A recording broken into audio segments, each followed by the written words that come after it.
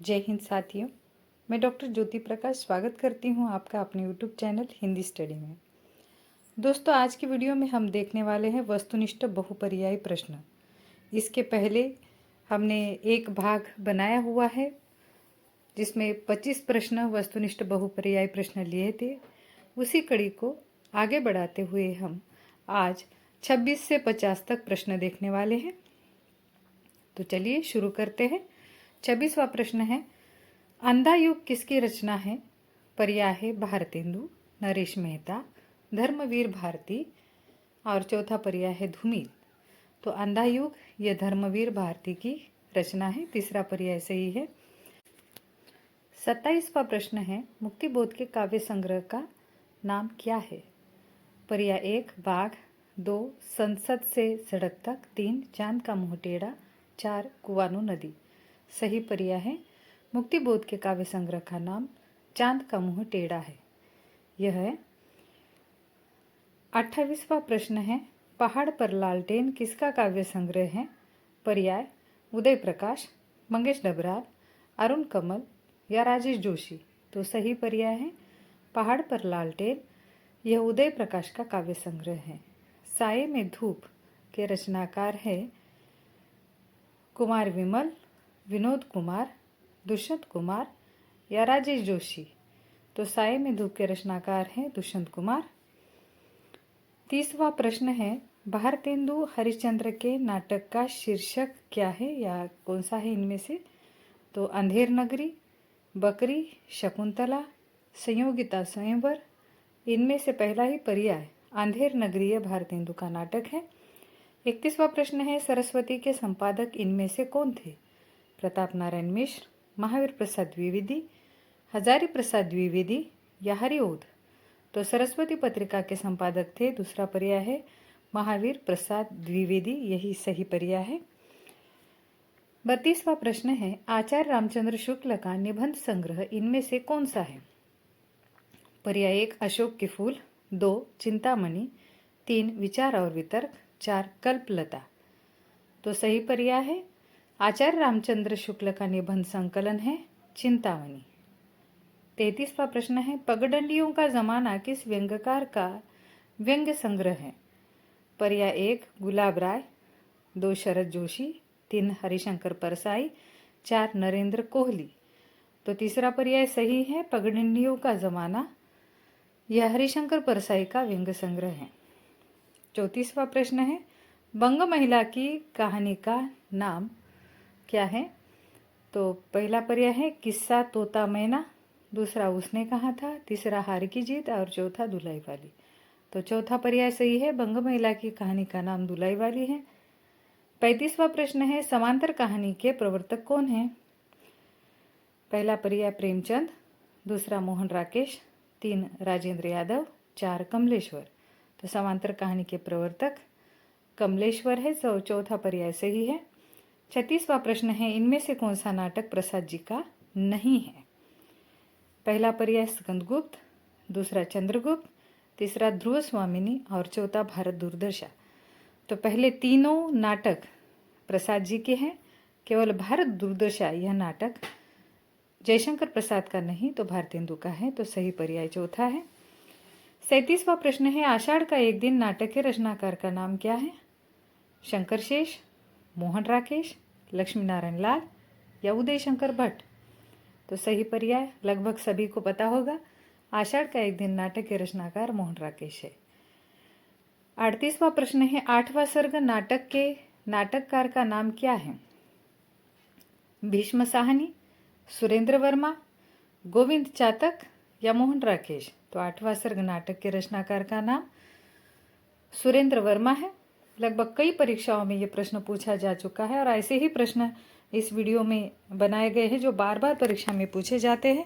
चाहे आप assistant professor की तैयारी कर रहे हो या शिक्षक चयन की परीक्षा दे रहे हो, सभी परीक्षाओं में इस प्रकार के प्रश्न पूछे जाते हैं। इसलिए आपका ये बनाया हुआ वीडियो बहुत काम का है। तो आपकी जिम्मेदारी बनती है कि इस वीडियो को लाइक करें, ज़्यादा से ज़्यादा शेयर करें और यदि चैनल को सब्सक्राइब नहीं किया है तो चैनल को सब्सक्राइब करें। 39वां प्रश्न है, बकरी नाटक के नाटककार कौन है? पर्याय है जगदीश चंद्र माथुर, मोहन राकेश, सर्वेश्वर दयाल सक्सेना और चौथा पर्याय है असगर वजाहत। तो बकरी नाटक के रचनाकार है सर्वेश्वर दयाल सक्सेना। 40वां प्रश्न है, हिंदी का पहला उपन्यास किसे माना जाता है? नूतन ब्रह्मचारी को, परीक्षा गुरु उपन्यास को, या ठेठ हिंदी का ठाट उपन्यास को, या चंद्रकांता को? तो परीक्षा गुरु जो 1880 में प्रकाशित हुआ था, इसे हिंदी का पहला उपन्यास माना जाता है। 41वां प्रश्न है, इनमें से कौन सा उपन्यास प्रेमचंद का नहीं है? नहीं है पूछा है, यानी तीनों पर्याय में से जो उपन्यास दिए हैं वह उनके ही हैं, एक जो है वो नहीं है। पहला पर्याय कर्मभूमि, दूसरा रंगभूमि, तीसरा तितली और चौथा है गोदान। तो कर्मभूमि, रंगभूमि और गोदान ये प्रेमचंद के उपन्यास हैं, लेकिन तितली ये उपन्यास जयशंकर प्रसाद का है, इसलिए सही पर्याय तीसरा है। 42वां प्रश्न है, त्यागपत्र उपन्यास के लेखक का नाम बताइए। पर्याय 1 यशपाल, 2 अमृतलाल नागर, 3 जयशंकर प्रसाद, 4 जैनेन्द्र कुमार। तो त्यागपत्र उपन्यास के लेखक है जैनेन्द्र कुमार। 43वां प्रश्न है, सूरदास के जीवन पर आधारित उपन्यास का नाम बताइए। पहला पर्याय है मानस का हंस, दूसरा है सेवा सदन, तीसरा है खंजन नयन और चौथा है भाग्यवती। तो इसे सही पर्याय है सूरदास के जीवन पर आधारित उपन्यास है खंजन नयन। 44वां प्रश्न है, इनमें से कौन सा उपन्यास अज्ञेय का नहीं है? पहला पर्याय दादा कामरेड, दूसरा शेखर एक जीवनी, तीसरा नदी के द्वीप और चौथा अपने अपने अजनबी। तो बाकी के तीनों उपन्यास यानी दादा कामरेड को छोड़कर बाकी के तीनों उपन्यास अज्ञेय के हैं, केवल दादा कामरेड यह उपन्यास अज्ञेय का नहीं है। रुकोगी नहीं राधिका की लेखिका कौन है? पहला पर्याय मृदुला गर्ग, दूसरा मनु भंडारी, तीसरा उषा प्रियवदा, चौथा कृष्णा सोपती। तो रुकोगी नहीं राधिका इस रचना की लेखिका है उषा प्रियवदा। चाक के रचनाकार, चाक इस उपन्यास के रचनाकार का नाम क्या है?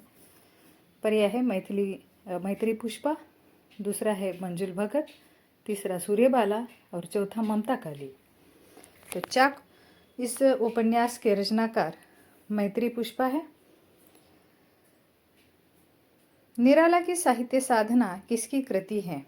पर्याय है नामवर सिंह, नगेंद्र, रामविलास शर्मा, महादेवी वर्मा। सही पर्याय है निराला की साहित्य साधना, यह रामविलास शर्मा की कृति है। 48वां प्रश्न है, बिल्लेसुर बकरिया किसका संस्मरणात्मक रेखाचित्र है? पर्याय है जयशंकर प्रसाद, निराला, पंत, महादेवी वर्मा। इसमें से सही पर्याय दूसरा है बिल्लेसुर बकरिया, ये निराला का संस्मरणात्मक रेखाचित्र है।